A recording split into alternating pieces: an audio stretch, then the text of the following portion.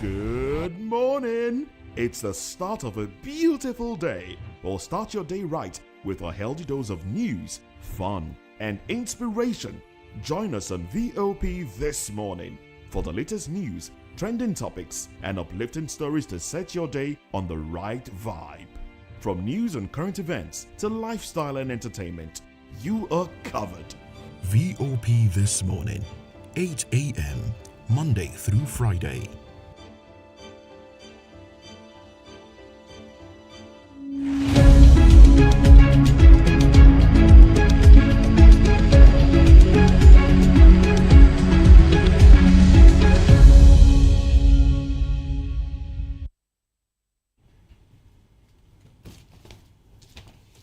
All right, welcome back. It's Newspaper Review. I am Moses Humphrey.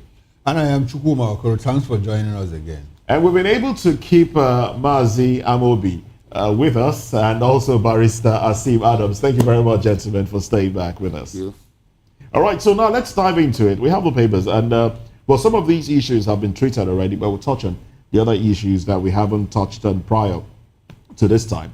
From the Punch newspaper. Okay, I'm looking for Business Day.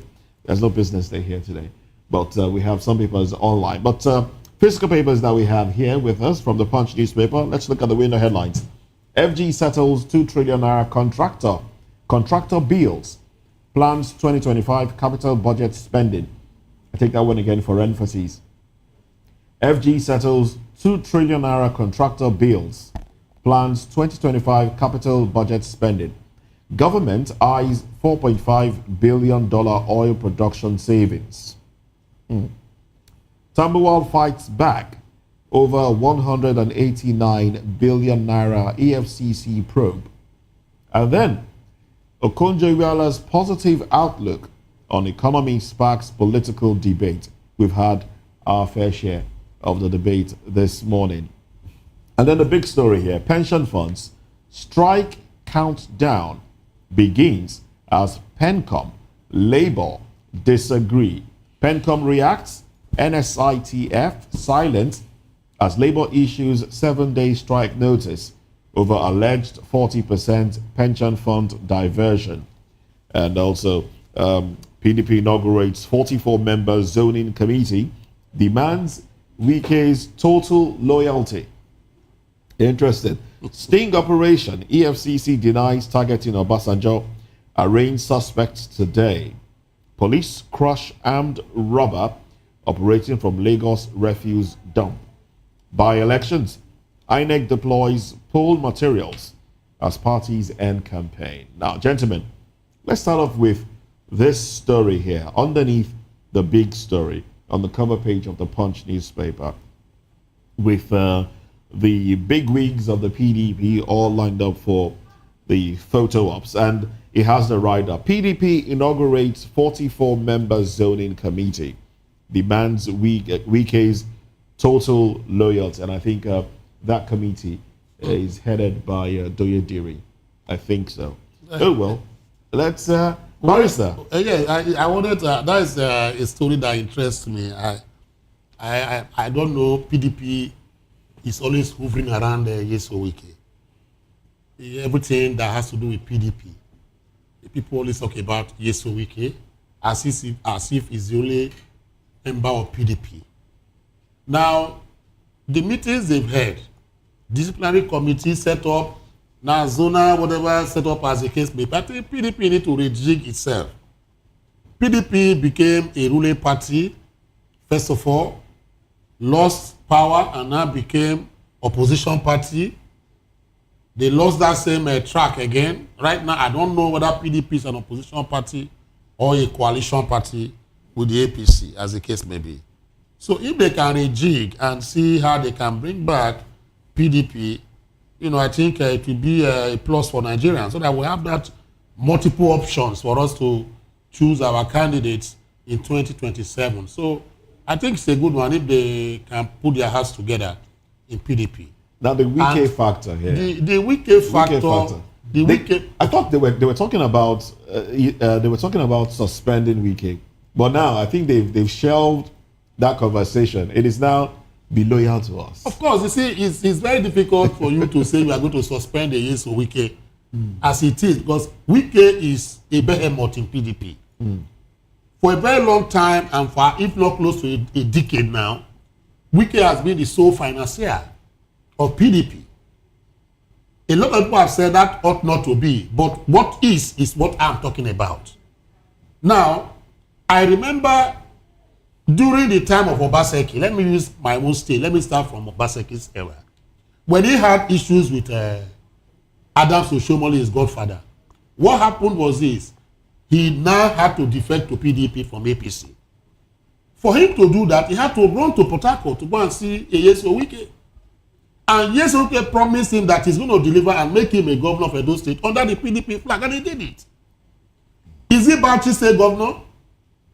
Is it the one in Kwara State? Are you talking about Delta? Even Bayelsa.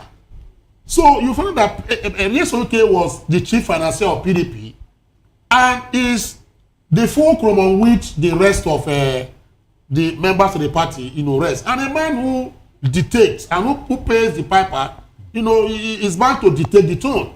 That is the way I see it. 20% is unfortunate, but I believe that you cannot wave it, you cannot just take Wike out with a wave of the hand.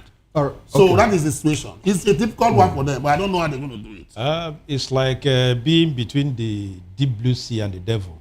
That is what PDP has found itself. The Wike factor, just like Barrister said, cannot be wished away very easily. If they have wanted to, you see why this thing has festered for too long is that PDP as a party failed to do what they are supposed to do ab initio. If they have taken the gauntlet, taken the bull by the horn and deal decisively with that issue, PDP wouldn't have been where she is now. But be that as it may, it is very difficult, if not impossible, to dislodge the Wike factor. Recall, even after mending fences and all that, Samuel Anyang was coming back and all that, taking charge. He referred to the convention in Calabar, that they must have to revisit that convention. What does that supposed to mean? So you now see that probably he's playing a script to the advantage of the ruling party. I do not know. But he cannot be in a PDP and be serving in APC government and openly endorsing an opposition candidate. And they haven't even nothing has about happened. that they haven't referred to that as anti-party activities. Yes, they have not. Because they don't have what it takes to, it's like PDP is hamstrung. They don't have what it takes to deal decisively with the Wike factor. So they have to live with it. Okay. I think I add something to this. Okay, go ahead, Barry. Nigerians have been saying that you cannot be in PDP and you openly support the other political party. In America, for instance, let me tell you, the first tenure of Donald Trump, people like the George Bush family, they were against him. They were supporting Biden because they felt that the policies of Donald Trump was not in Congress with what the political party or themselves felt like. So they gave their support to him. Now Wike can give his support to Tinubu, but whether Wike will go there and vote and thumbprint for an APC Tinubu is what we need to understand, because these are two different things. I may support a political party or the person that is there, but I go to the polls and vote differently, like most Nigerians do. So I believe that a Yeso Wike factor should not be just wished away. Okay. I think about today that you see was important for close to a month. During that time, they were doing the convention primaries as it may be, trying to appeal to it to come and help them stabilize the party and bring party funds for them to, state funds for them to stabilize PDP and do their conventions. So if you were cap in hand then going to that man, why do you not think that you can just wish him away and throw him away? That is the Nigerian political system that we have, which is transactional. Okay. So nobody should blame. Right. Barrister Adams, in your first intervention, you asked two questions. Yes. And in the course of your intervention, you answered those two questions. That's right. The first question you asked was, why is it that PDP is always hovering around Yeso Wike? You ended up saying that they are doing that because he was the sole financier of the party. But there's one question you asked that you didn't answer, which I would like for you to answer. Okay. You said that you don't know whether PDP is in coalition with APC. That's right. You're also referring to Nyesom Wike, who is in PDP and working for APC. You see, by conduct, most of the PDP governors, for instance, Governor Doye Diri of Bayelsa State has said that he believes in the renewed hope policies of Bola Tinubu. Okay. Same Fubara, before he was, he had this little problem of suspension, categorically said he believes in the program of, the renewed hope agenda. And governor of Akwa Ibom State, before he defected, told us, is it the Delta State governor? PDP governor. PDP governor. Barrister, don't you think that they were speaking not as party men but as governors? No. Because a government is a government. No, the government of Delta State, the government of Rivers State is different from political party known as PDP. Now, what they said was that we are in line and in sync with the policies and aspirations of the Tinubu administration. Not of the APC party. No. But of the administration. Tinubu is APC personified. Okay. Whether you like it or not. Without APC, if you remove APC, for instance, there will be no Tinubu there. Okay, so if a PDP governor, for instance, come out to openly say and display and tell you that I am supporting the other political parties, whatever, then why do you have the right to now blame Nyesom, who is now hobnobbing? So that is why I'm saying that from what I've seen so far, it's like the PDP and the hierarchy. There was a time even the Damagus of this world, we were told that they were in support of Tinubu, the government. Now, I'm happy that you have brought us to the point. That is my worry. My worry is that why is it that every time they single out Nyesom Wike, yes, Seyi Makinde didn't support Atiku Abubakar during the presidential election. Okay, Zibazo. Yes, but he supported the PDP during the they worked for the PDP during the governorship and the state house assembly because elections. He needed to win his election. State house assembly elections. I'm talking about Seyi. He needed to win his elections. Ugwani, what's his name again? Ugwani. Okay, Zibazo. They didn't support Otom. They didn't support. No, Otom supported Atiku Abubakar. Are you very sure? Otom was KG and AG at the same time. Otom was with Wike. Ibazu and Wike and Ugwani were very clear. They didn't support Atiku Abubakar. Yes, but nobody has clearly openly accused them of anti-party activity. Amechi of Rivers State. No, I'm trying to amplify supported an Atiku Abubakar. It's not from APC. So why is it that they are not calling, for the suspension or for whatever, of those other people? Of those other people to be punished. That is what I'm saying. That there's what we call political jealousy. That is what they have against the political jealousy. You understand? Not being a wicked person as this may be. What I'm saying is that Wike has become a mantra. Whether you love him or hate him, as the case may be. And he himself knows that. That is why he's saying that any day people do not talk about him, he will pinch himself to say, are you sure I'm alive or I'm dead? As the case may be. So a yes for Wike has become a narrative. Whether we like it or in the political ecosystem, good or bad. It depends on the way you look at it, or from the outlook, or from your own perspective. There are those who see him as an enigma. There are those who see him as a sagacious politician. There are those who see him as a politician. From your own perspective, do you endorse what Wike did or is doing in Rivers State?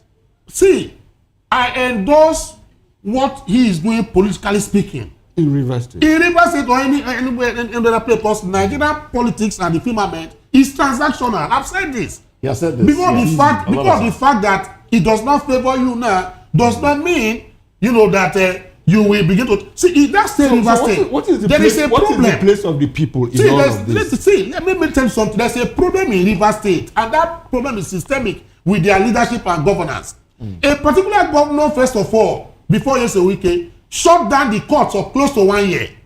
I've never seen that happen in Nigeria before. A particular governor, because he had issues with the NJC on who should become the chief judge of Rivers State. I was in one of the buildings in the magistrate court inside the premises and precinct of the Rivers State High Court when thugs invaded, that premises, chased out lawyers, and, padlocked, the gates. This was some years ago. There's a systemic problem. In that particular Rivers State, that is the state again where you see that you find that a governor took what they call perpetual injunction to restrain.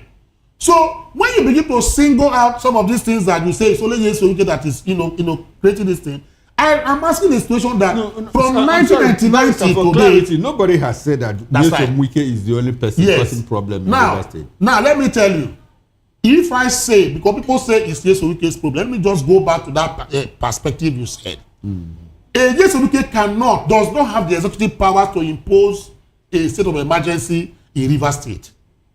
So any insinuations made by anybody at all are just, guesswork based on hatred or based on presumption. Barrister, Now, what we are saying, I'm just trying to say. Barrister, my question is this. Yes. Barrister, is it proper for a single individual like Yeso Wike to say, I made you governor? Now, because I made you governor, I'm coming. Yes. Because I made you governor, I will appoint your chief of staff. Not just I will. He appointed the chief of staff, appointed the commissioner for finance, appointed the commissioner for works, industry, even CJ. He appointed them. CJ, in Edo State, where I come from, that is my state. Yes. The present governor who appointed the commissioners for him today, even the SSA that are going, that's another state. Is it right? Is it right? You see, it is not probable. That is what is happening. People always dwell in what ought to be.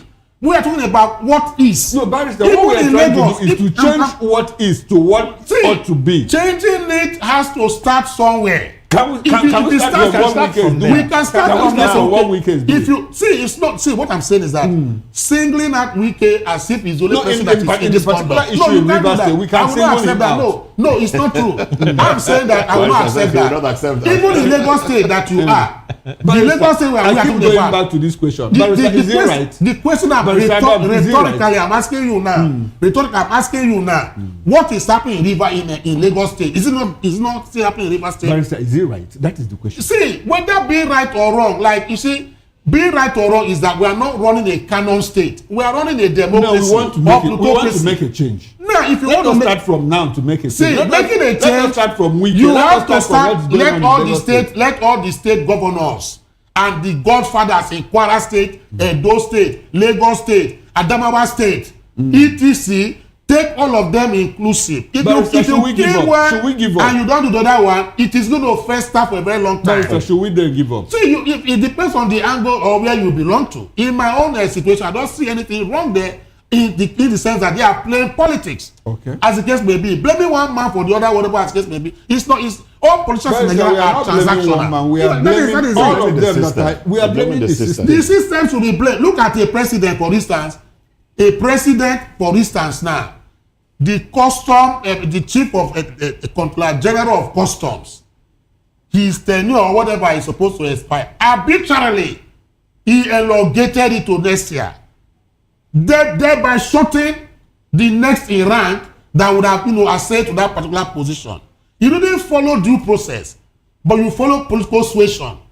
Why are people not blaming situations of that nature? If you have condemned ferociously, I've not heard. We have not heard the way we are condemning what Yeso, the way I'm condemning what Yeso Wike is doing. Can you prove that it was Yeso Wike that imposed the state of emergency in Rivers State? No, we are not talking about state of emergency. So what is the situation, my take on Wike issue is that he gets his oxygen from the present administration. Assuming that Wike is not a serving minister, the level of problem in Rivers State couldn't have been what it is presently. I verily believe. Because he's connected to the powers that be and all that, and he's being listened to and all that. So there is this oxygen coming from the, from the present administration. But be that as it may, let me also, say this, that when they were talking about presidential zoning and all that in PDP in 2022, they said it must come to the south. Wike said openly that this thing must come to the South and campaign for it. But along the line, Tambawal and the rest, did what they did, and Abubakar emerged. After the emergence of Atiku Abubakar, the next thing was who becomes the running mate of Atiku Abubakar. Atiku Abubakar, before then, was accused when he picked Obi, single-handedly, was accused of, usurping that function. He said, okay, let me set up a committee that will help me pick Decide on my VP. And they shortlisted Ifeanyi, Okowa, Wike, and who again? After the whole thing, we learned, I was not a member of that committee, that Wike came top. But he was denied that opportunity, assuming also that Wike was given that privilege or opportunity of becoming the vice presidential candidate. Perhaps what has happened would not have happened and all that. So he felt, okay, I've gone to the battle, I got bruises and all that. Okay, let's see. He now went to the trenches. And that is the genesis of this whole problem. So how do you think the zoning committee will work now? That is the problem. I saw somebody on television yesterday, a member of that committee, Ruth Ojo, something like that, was saying that this committee is different from the other one. I said, okay, what makes it different? He said, because they now said you must zone the political offices and the party offices. I said, that doesn't mean anything to any person. You understand what I'm saying? So the same thing is being played. If they get it wrong again, that is the Nick Demetrius of PDP. I believe this zoning, you see, at an Atiku Abubakar, people always, extricate Atiku Abubakar when they are discussing issues of PDP. You are very aware that Atiku Abubakar has not formally submitted his card or membership of ADC. Are you aware of that? Yes. Collected. Yes. Has not picked it up. You understand? He has not picked it up. He's waiting, calculating, and making his permutations, just in case the zoning favors him. You understand? And this other side is not too good for him. I will not be surprised if I see an Atiku Abubakar, coming back. I'm telling you, see, we do respect. Doye Diri, that thing is the chairman of that particular. He's an Atiku man. Yes. He's an Atiku man. You understand the point now? And some other members I saw there, the names I saw there yesterday, but I can count about 4 or 5 of them. Key men who are key Atiku people. You understand? Atiku is working here and is working on the other side. At the end of the day. Now, but the zoning, will they zone it to the north? That is what I'm saying. He may influence it. Is ADC go to zone, the position to the northern part of Nigeria? We don't know their zoning formula. But they can influence it. You understand the point? They can influence it. That is where the problem starts. If a Yesu cannot comes to say, no, you cannot zone it to the north, zone it to the south, people beam the searchlight on him. But nobody is talking about what is that? Why is the committee formed up? What is zoning? You have said in your constitution that PDP does not have a zoning, as the case may be. Then why set up a committee for zoning? Gentleman agreement. Something is coming up. Somebody's engineering it. Somebody's engineering it other than a yes. Does it look like Nyesom Wike is surreptitiously losing out from that equation? He can't lose out. He's not losing out. If you have a Durodi, who is an Atiku man, perceived Atiku man heading that committee. That's right. The Damaguns of this world, have they changed him as the chair? Who set up the committee or the zoning committee? Is he not upstairs? He's not losing out. I don't think Nyesom Wike is losing out. He's not losing out. He's even having control. Okay. Because if he's losing out, you read here that they're begging him for loyalty. Yes. He's not losing out. He's not losing out. Yes. Instead of extortion, they are begging. That question in the light of Instead of extortion, they are begging. That question in the light of fact that you said that most of the members of that committee are Atiku men. Yes. Let me tell you, do you know the politics being played in Rivers State? Now, just 1 minute. Let me tell you, he was the one that allocated positions to the PDP for the chairmanship of the vice president. Absolutely. He talked about his structure. That you don't need to. The reason why he had problems with the simple brothers of this world and other people is because he felt that his political structures were being destroyed. That is number one. Then secondly, whatever agreement they had in terms of other things. But the primary one was that don't destroy my structure. Now he has gotten his structure back. And the structure he's gotten back is that he shared the powers between the APC and the PDP, those participating in the elections. That's assuming the election holds. Assuming it holds. Yes. Assuming the election holds. Yeah. And I believe the election will hold. Doesn't come back to council. I believe the elections will hold. Okay. To be very honest, because all things are working towards that people. Like O'Reilly said, you know, somebody is beating a drum somewhere. And Rivers State is key to Tinubu in 2027. Absolutely. And now is the time for Tinubu to do what now? Hold that firm grip on it.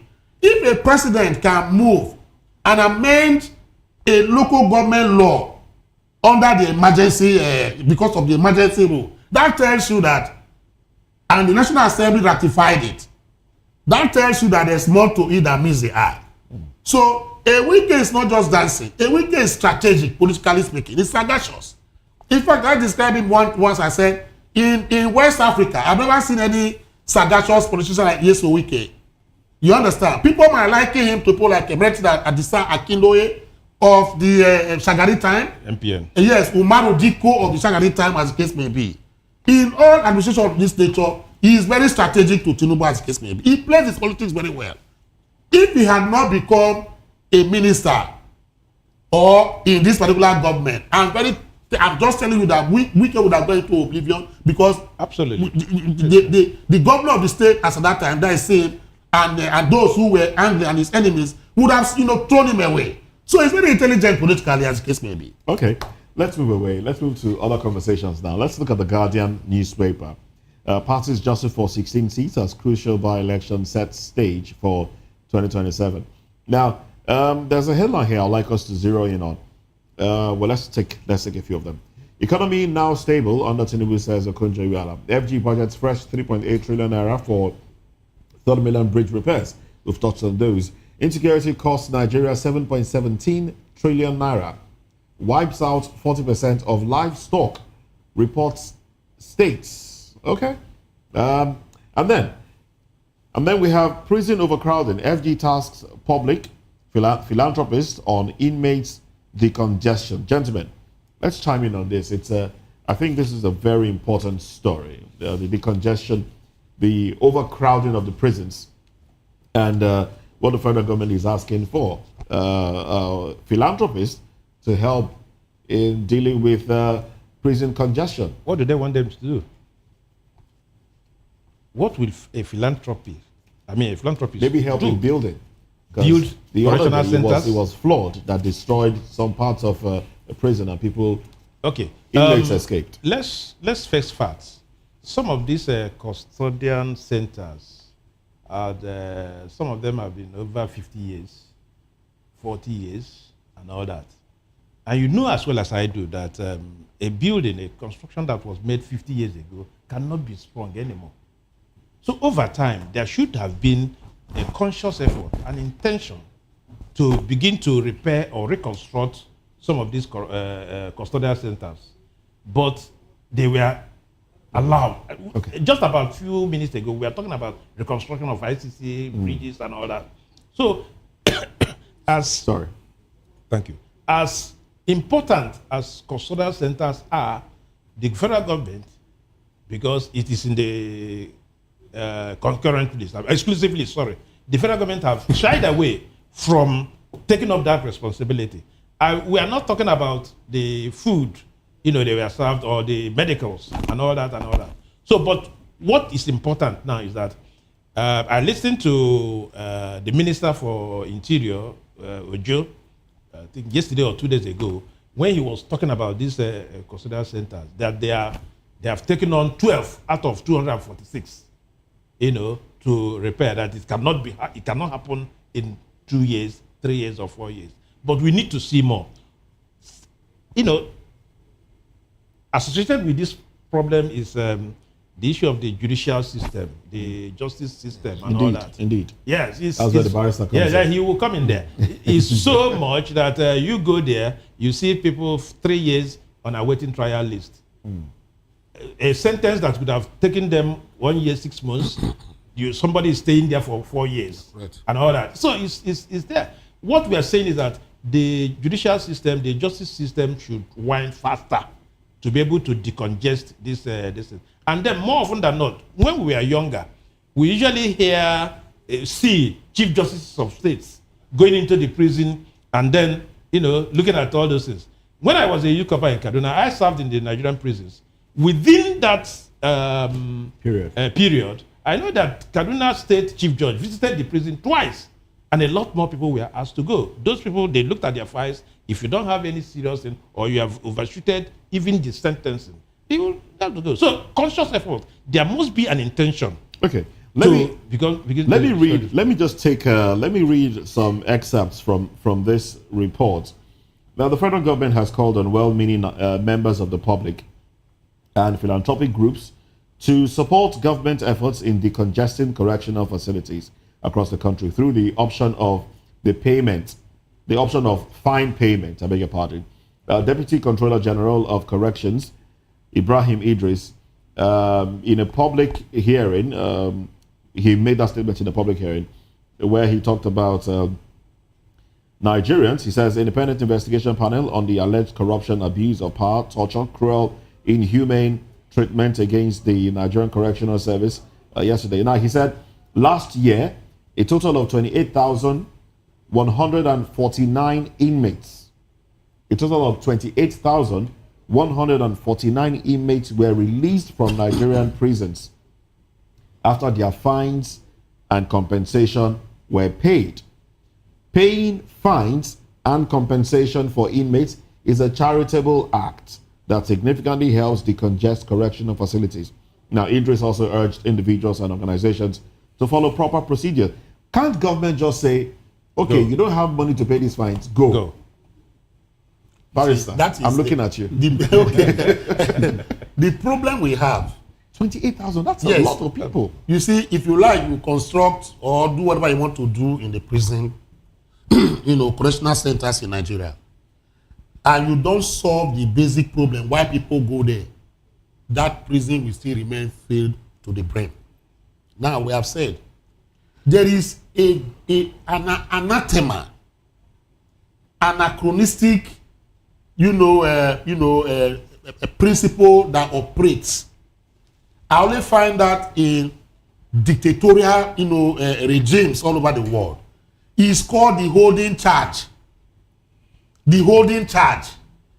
What is the meaning of a holding charge? The EFCC, for instance, the DSS, for instance, the Nigeria police, for instance, when they arrest people and they find out and charge them and say the man has committed felonious offenses like armed robbery, like, kidnapping, even economic crimes now, what will happen is that they will go before the magistrate court and charge the person before that magistrate court.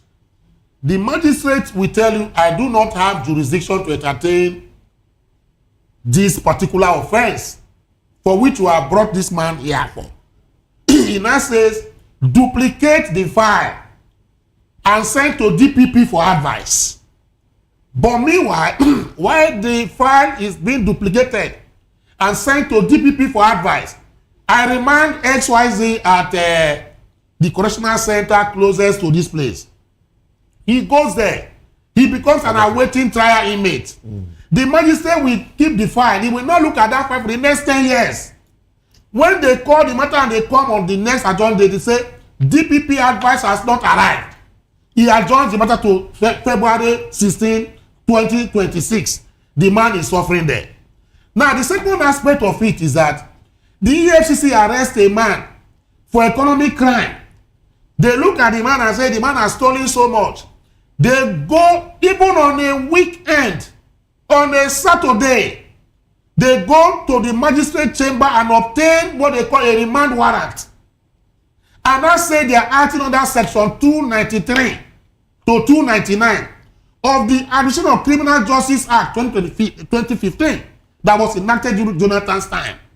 That this particular 293 to 299 gives the arresting authority, if they feel that they have arrested me and they need more facts from me, he gives them the right to go before a magistrate to get a remand, order and keep me while they are ferreting for information to do their investigation. I will be in their detention, or they can send me to awaiting trial while they are doing all these things. Before you know, I will spend about 30 days, because this particular section I'm talking about gives them the window of 14 days in the first instance to keep, another 14 days, another 14, it gets to 70 something days. So an arresting authority, the police, can keep a man in detention for 70 days without trial.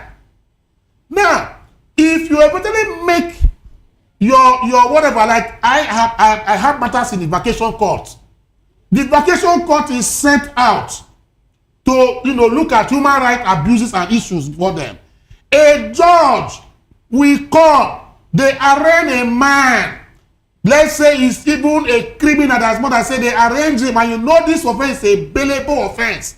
But because the lawyer has not written down the laws, what we call front loading, you now say keep the man in an ATM, go and prepare your bail application.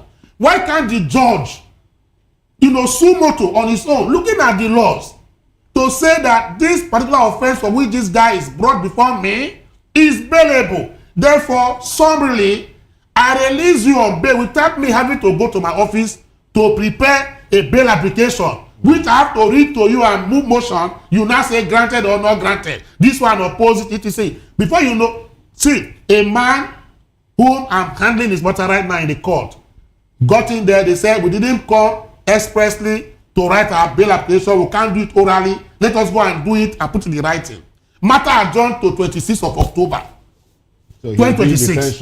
He's going to be in correctional center until he gets that bail. How do we get out of this one? So how do we get out now is that there must be a criminal judicial review in Nigeria. Okay. For instance, if you travel out of Nigeria, I do not find awaiting inmates in their correctional centers. It's only convicted people. The record has shown that of about 100 and something thousand people in the correctional center, only about 16,000 have been convicted. In Nigeria. In Nigeria here, the rest are awaiting trial. So you see, this is where the injustice has come, and we have to keep speaking against this. The judges have to do something. Like you rightly said, do you know that the ACJA 2015 says that the judge, CJ of states, must move around, as case may be. Are you aware also that in the ACJA that is domesticated in the states, it says that every police DPO in Nigeria, you have to, on every weekend, write a list of those people in your custody and send that particular list to the AG of that state. Do police DPOs, they don't follow that particular law? They don't do it because they are doing it. Then the last one, because of time, this issue of bail should be discussed. I think they have to amend some of the criminal jurisprudential laws we have. That bail should not be a thing used to punish a man. Bail should be where you give a man, pre-trial freedom. For instance, if I'm charged for an offense and I come before the police, whatever, they look at me and say, go and get your brother. Go and get your sister, or bring your lawyer. Once I come in there as a lawyer and I sign for you, you are bound to go home. I'm only to produce it the next day they want you to come. And the issue of taking money from them should be stopped. These are things we need to do. If we don't do all these things, whether you build castles in the air, whether you build 1,000 rooms there, as the case may be, that our prisons or correctional centers will never be decongested. The CJ should look at it. Absolutely. The National Assembly should look at all these laws. Another final one is this. Why is it that in the Nigerian context that police will arrest before investigation? Why don't you investigate before making your arrest? You arrest a man and keep him, you say, we are pending investigation. What is pending investigation? And the Constitution says a man is presumed innocent until proven guilty. But you have not done anything about that. That is why, as I'm living here, I might be accosted by the police and they pick me up and they say I have an allegation, they have an allegation against me. They keep me there until they are satisfied. If they are not satisfied and I begin to disturb them, they can go to the nearest magistrate's court and get a remand order and keep me in detention. Okay, but like that. It's so sad. Mazin Heboro asked a question: how do we get out of this? No. Okay. Okay. My point now is the people in government, the CJ, the chief judge of the state, the Attorney General of the state and at the federal level, don't they know, body of benchers, then don't they know about all of this? They know. That is why you see when we brought about the Tambuwa matter the last time, I was, ferociously against it. It is only when it affects the big people that is when they know that justice system has to go. Why is it that a governor, Yahaya Bello, that was charged professing, when they got himself out within 2 days or 3 days? But if a man that stole only 1 million naira, for instance, you have never found him guilty, and the FCC will keep him for 90 days. But a Yahaya Bello, I'm sorry I have to be direct. I'm saying that because I know this. The governor, let me use a powerful man who has been charged for corruption. He goes in there with his troops of senior advocates. The next 3 days or 1 day or even 24 hours, you hear he has been released on bail. Why is it that justice is quick for the big? Why is it that justice is slow for the poor? So this is the thing. They know that they don't know it, but because the fact that plutocrats rule Nigeria. All right. It's a government of the powerful for the powerful. That's why you have these kind of situations we have today. I bleed each time I discuss this matter. Of course, I can feel. It's so sad because I've seen where I'm doing pro bono cases for helpless and hopeless Nigerians who are in corruption all over Nigeria. I'll be going to Port Harcourt by the end of this month again now to handle about 6 of those other matters we are handling. For Nigerians who are helpless, for kids who were training on the street and police arrest them and take them and put them in detention centers for them to this issue of random arrest. I was discussing with my colleagues. It's so sad. I feel so sad. Some days back, we're talking about an event I was informed of that happened at Obalende, where at 10 p.m. the police DPO in that area authorized people to just go into the streets, and then they go so Obalende is busy. That's right. They go in there, they fire tear gas, they shoot in the air, people start to run, they arrest people, and then people bail themselves. Yes. What does the law say about that? The law is very these are the things I'm saying. They make money from this thing. You see, because there's a lot of mischief in our criminal jurisprudence. That is why you see that if a police want to go to a big man's house, they go there by invitation. They say they have invited him. But if they go to a lesser man's house, they break into the house, they break your door down, shoot gun and handcuff you and take you out. Why is this so? Because it's a plutocratic arrangement. It's not a democracy. There's no rule of law in Nigeria. We have spoken against it. Let me tell you, why is it that a governor's son or his relation or relative has not been kept in detention for a year? Do you think they don't commit offenses? Do you think they don't do that? For instance, let me tell you, I watched a video viral one where I saw people spray money in government house. The FCC can not go and arrest them. But those who were, whatever, Bobrisky as case may be, they did not take her to wherever as case may be, even as powerful as that figure is as case may be. So these are things, this is selective justice and amnesia. It's very wrong. So that is the only way. The only way National Assembly must have to, ACJA and ACJL of the various states must be looked at. Okay. Periscope. So that the issue of this bail is the problem we are having in Nigeria today. All right, let's touch on a few more headlines. Political parties to boycott Rivers LG elections. We're back to Rivers State. That's my thing. I love discussing Rivers politics. That's what we are saying, that assuming the election holds. Because there are issues. He's going to hold. People have raised issues. Yes. Why is the sole administrator doing this when there is already a court order or whatever a judgment that this should not happen? So IPAC, which is the Inter-Party Advisory Council, they declared that they will not participate in the Rivers State Local Council elections. As the rider here says, as APC flags of campaign vows to win all 23 and that is what is going to happen. seats. As a matter of fact, if you boycott elections in this country, nothing happens. You are the loser. You see, let me tell people don't understand. Let me put this in a perspective. I've told them, I discussed this with sister radio station for Rivers State about 3 days ago. A lot of people do not understand that in Rivers State, as I speak, there's a state of emergency. It is an emergency rule, whether we like it or not. An emergency rule that was ratified by the National Assembly. An emergency rule that was imposed by the executive, ratified by the National Assembly, as the case may be, is in place. And when you have an emergency rule of that nature, a lot of things can happen. Because it is not the kind of democratic, whatever that you expect, that you should expect in an emergency rule. And the biggest problem I have in this is that a particular court, right from when this has been happening, since 2014 or thereabout, when Obasanjo was or thereabout, no particular court has brought and make it null and void some of the activities under emergency rule by this president, or as case may be. Now, the president has gone back to the 1961, whatever act.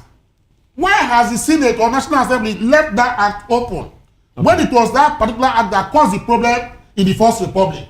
Why have they not amended or abolished that particular act that the president seemed to be acting on, whether rightly or wrongly, as the case may be, to now begin to tinker with the law? Okay. INEC says 90 days in the reset laws, but this particular amended act, gazetted, is giving the sole admin powers to give 30 days.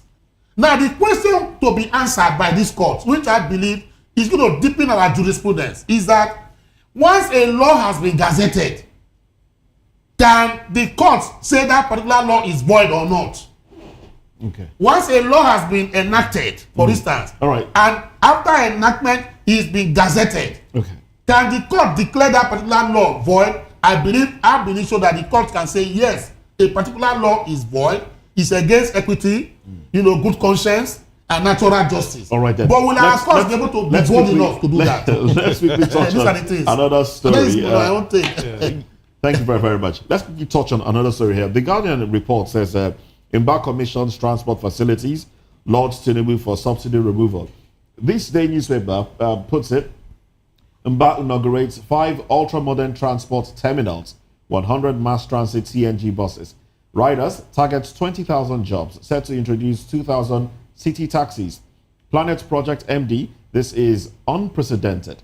Governor Host Idris says oil subsidy removal freed up resources for infrastructure. Chukwuma. Yes, I like the fact that we are talking about Peter Mba here, because I have family in Enugu. And I want to tell a short story because we're out of time. In 1984, when I wrote JAMB, and first choice then was, when you write, you go to a university of first choice to check your JAMB score. That was the first time I went to Enugu, from my rural community. I needed to go to University of Nigeria Enugu campus to check my result. That was in 1984. Fast forward to 2024. Now, the park that I used is called the Gariki Park. Yes. By the time I went back to Enugu, that park remained the way I met it in that 1984. So Peter Mba became governor in 2023. That park remained the same way in park. 2023. Gariki Park, yes, in Enugu. Gateway into Enugu. Now, in 2025, Peter Mba has commissioned an ultra-modern transport terminal in that park. That is awesome. See, governance is not rocket science. Beyond that, he has also done 4 other terminals in Enugu State. Okay. And what did they say about CNG? 100 buses. 100 buses. 100 buses. Commissioned, plying the streets of Enugu now. And he attributes it to the fact that, look, first subsidy removal freed resources that a lot of governors that are intentional about bringing development to their people are doing very, very well. Yeah, let me add my voice to, Peter B. Sorry. Peter Mba has, separated himself from the rest. The APC is wooing him, to come over and all that. He has demonstrated capacity. He has shown accountability. He has shown faithfulness to governance. I think somebody said because of his private sector background, he has, that has led to, bringing to bear on governance in Enugu State. I think more is still being expected from Peter Obi. Peter Mba. I don't know why Obi is coming. So Peter Mba is it. For now, he's blazing the trails, in governance, and people are happy with him, what he's doing so far. So kudos to him. We need more. All right. Some other governors should please take a cue from what he's Follow doing. suit. Yeah. All right, then. Thank you very much, Mazi Amobi Iheburo. Thank you very much for your thoughts and your contribution. Barrister Asim Adams, thank you very much as Yeah, well. for the legal perspective. Because I'll bring two people, one from the APC, one from the PDP, to talk All about right, all of there that. you have it. So promises to be interested. 6 p.m. later tonight. All right, so that's it on the show. Sports comes up next with Kizzy K. I am Moses Humphrey. Have a beautiful Friday.